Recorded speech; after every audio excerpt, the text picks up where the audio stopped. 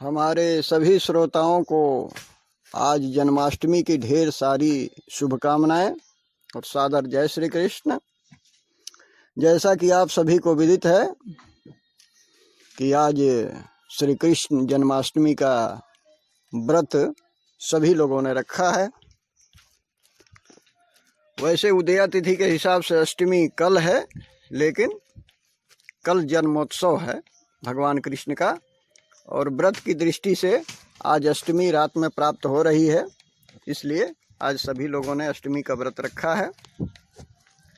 गृहस्थ अर्थात स्मार्ट लोगों के लिए आज अष्टमी का व्रत कायम किया गया है।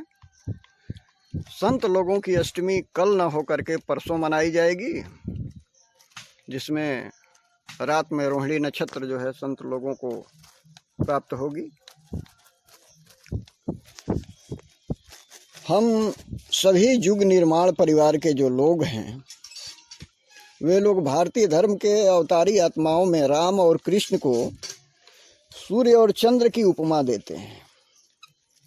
जैसा कि आप सभी को विदित है कि राम का जन्म दिवस चैत्र रामनवमी को मनाया जाता है, वैसे ही भगवान कृष्ण का जन्म आज भाद्रपद कृष्ण अष्टमी को मनाया जाता है। सही मायने में देखा जाए तो भगवान कृष्ण के जन्म का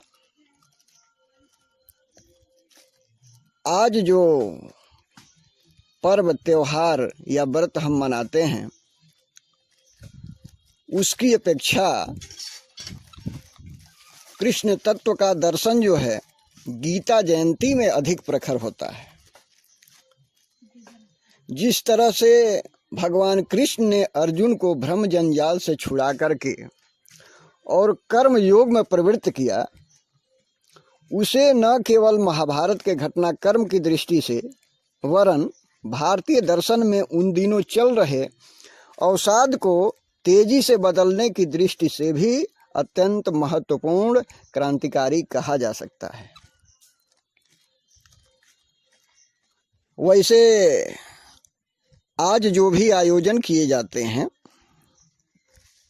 बिल्कुल इसके समकक्ष आयोजन भी गीता जयंती अर्थात मार्गशीर्ष शुक्ल एकादशी पर विधि विधान रख करके और उसको भी बिल्कुल इसी के समकक्ष मनाया जाता है। भगवान कृष्ण के व्यक्तित्व और उनके जीवन दर्शन दोनों की तुलना की जाए तो दोनों को जो है अलग अलग मानकर हम नहीं चल सकते हैं, क्योंकि दोनों एक दूसरे से गुथे हुए हैं। भगवान श्री कृष्ण ने जीवन में समग्र संतुलन को रख दिया है। जिस समय भगवान कृष्ण का अवतार हुआ था, उस समय त्याग और वैराग्य की हवा जोरों से चल रही थी।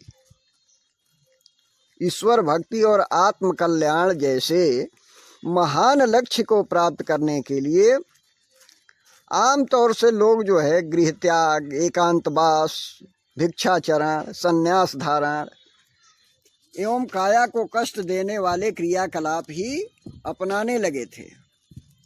उसी का प्रचलन परंपरा बन गया था। संसार की जो प्रतिभावान विभूतियाँ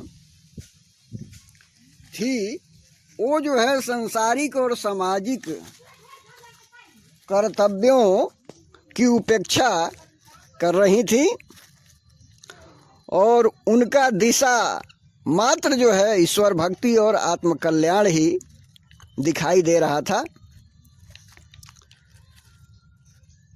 इसलिए भगवान श्री कृष्ण ने अर्जुन के माध्यम से समस्त मानव जाति को यही संदेश दिया कि आत्म कल्याण एवं ईश्वर प्राप्ति के लिए सर्वांग साधना जो है कर्म योग से ही हो सकता है। अतः गीता में भगवान ने अर्जुन को अपने विराट रूप का दर्शन कराते हुए यह बताया कि यह प्रत्यक्ष विश्व ही मेरा साकार स्वरूप है और संसार को सुंदर, समुन्नत, सुविकसित और सुव्यवस्थित बनाने के लिए जो भी हम लोग प्रयत्न करते हैं वह जो है ईश्वर आराधना के श्रेष्ठतम उपचार है। यह प्रतिपादन उस एकांगी मान्यता का प्रकारांतर से खंडन है जिसमें अनुष्ठान परक उपासना को जीवन का लक्ष्य की पूर्ति का साधन माना जाता था और अपना सारा समय श्रम एवं साधनों को नियोजित जो है करने में ही लोग लगाते थे। अतः हम कह सकते हैं कि भगवान कृष्ण का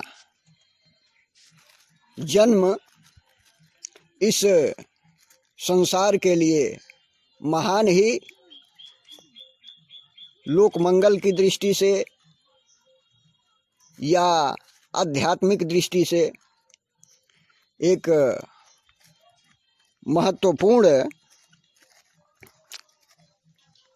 बिंदु है और हम सभी को जो भी सनातन धर्मी हैं इस व्रत को रखना चाहिए और रखते भी हैं, बालक हों वृद्ध हों। इसलिए हम सभी आइए इस पर्व को उत्साहपूर्वक इस उत्सव को मनाएं। आज के लिए बस इतना ही। जय श्री कृष्ण।